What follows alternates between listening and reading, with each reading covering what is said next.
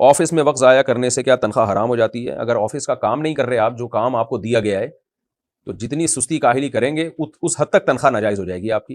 مثال کے طور پر آپ کو آفس میں کوئی کام دیا گیا، بھی آپ نے یہ کام نمٹانا ہے، اور آپ کو پتا تھا میں 2 گھنٹے 3 گھنٹے میں نمٹا سکتا ہوں، لیکن آپ نہیں نمٹا رہے اس کو، آپ نے 1 ہفتہ کھینچ لیا اس کو ادھر ادھر گپے مار مار کے، تو پھر جو تنخواہ ملے گی آپ کو، اس میں سے کچھ تنخواہ آپ کو صدقہ کرنی پڑے گی، کیونکہ قرآن نے کہا ہے وَيْلٌ لِّلْمُطَفِّفِينَ الَّذِينَ إِذَا اكْتَالُوا عَلَى النَّاسِ يَسْتَوْفُونَ وَإِذَا كَالُوهُمْ أَوْ وَّزَنُوهُمْ يُخْسِرُونَ. ان لوگوں کے لیے تباہی ہے جو اپنا حق لینے کی باری آتی ہے تو پورا حق لیتے ہیں، اور جب حق دینے کی باری آتی ہے تو ڈنڈی مارتے ہیں.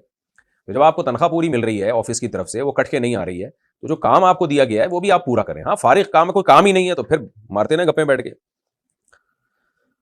اس سے بھی بہتر ہے کہ گپیں مارنے کے بجائے اللہ کا ذکر کر لیں تو زیادہ اچھا ہے. بہرحال وہ گپیں بھی مار لیں گے تو تنخواہ حرام نہیں ہوگی، کیونکہ جو کام آپ کو دیا گیا ہے وہ آپ نے مکمل کر لیا ہے. آفس میں عام طور پہ کام دیکھا جاتا ہے کہ جو کام آپ کو دیا گیا ہے وہ کر لیا کہ نہیں کیا. باس کو اس سے غرض نہیں ہوتی کہ آپ نے گپیں ماری ہیں یا مکھیاں ماری ہیں، وہ یہ دیکھ رہا ہوتا ہے کہ جو کام آپ کو دیا گیا ہے ٹائم پہ آپ نے وہ کام کیا ہے یا نہیں کیا. عورت